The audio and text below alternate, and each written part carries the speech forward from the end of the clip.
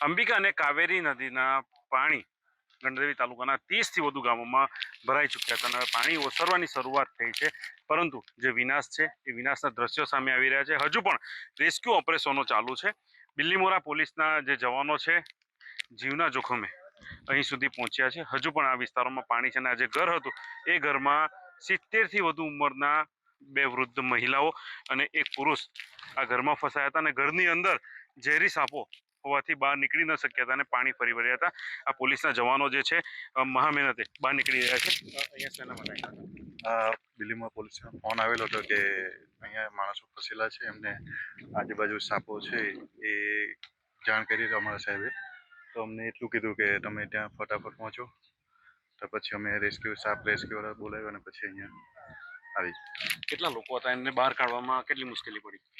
એમને 4 લોકો હતા, 2 વૃદ્ધ મહિલા હતી ને 2 પુરુષ હતા ને 4 લોકોને માળ પર ઉપર ફસી ગયા હતા ને નીચે સાપ હતા એટલે એમને આવી શકે એવું નહીં હતું, એટલે સાપ રેસ્ક્યુ વાળાને બોલાવ્યા અને પછી એમને બહાર કાઢ્યા છે ચારે। ચોક્કસથી આ જે વિસ્તાર છે એ વિસ્તારમાંથી અંદર જવું ખૂબ જ મુશ્કેલ હતું, પરંતુ જીવના જોખમે જે પોલીસના જવાનો જે છે એ પોલીસના જવાનોએ અત્યારે ચારે ચાર જે વૃદ્ધ લોકો હતા એમને સહી સલામત રીતે બહાર કાઢી નાખવામાં આવ્યા છે, રેસ્ક્યુ કરી દેવામાં આવ્યું છે અને હવે આ જે ઘર છે ઘરની અંદર જે NGO જે છે લાઈફ સેવિંગ ગ્રુપના એમના દ્વારા જે ઝેરી સાપો અંદર ઘરમાં હજુ પણ છે તેમને શોધવાની અને સાપને બહાર કાઢવાની જે કામગીરી છે એ હાલ ચાલી રહી છે। પૂરના પાણીમાં જે લોકો ફસાયા હતા ગણદેવી તાલુકાના કલમઠા ગામે, તેમને બિલીમોરા પોલીસના જવાનો તેમજ ફોરેસ્ટ વિભાગના જે અધિકારીઓ હતા એમના દ્વારા હાલ બહાર કાઢવામાં આવ્યા છે। એમની સાથે વાત કરીશું કેટલા દિવસથી ફસાયા હતા અને શું પરિસ્થિતિ હતી। માજી, શું નામ તમારું? નામ શું તમારું? કેટલા દિવસથી માજી અંદર હતા?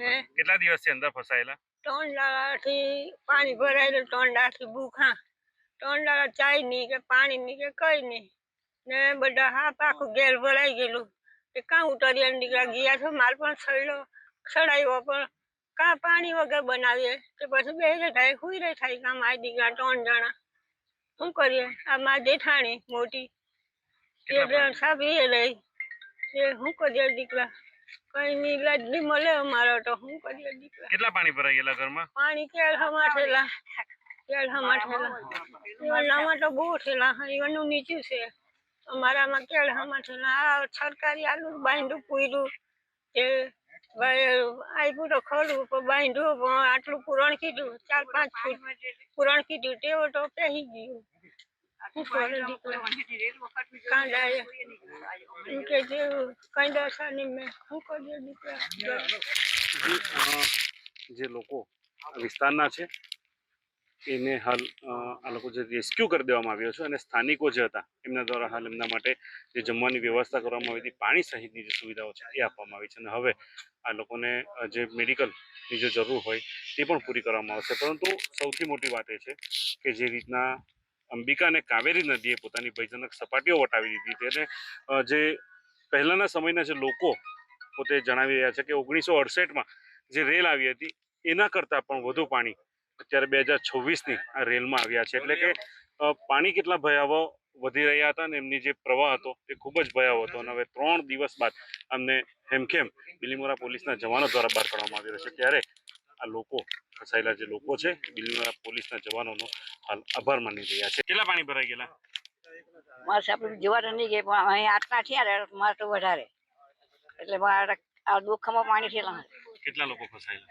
વસાઈમાં તો મેં એકલી ત્યાં સાપે બીજા બધા ગામમાં, તો પછી આ અમારા દિવાળનો કોયરો મને લેવા ગયા બુધવારે 12 વાગે, ત્યાં માયામાં આટલા પાણીમાં મને લઈ લે અમકા કીધું ચાલ, પછી રાતના પાણી ભરે 3 પણ લેવા આવે એમ કહ્યું, પછી મેં ના હાથે આવી આખી।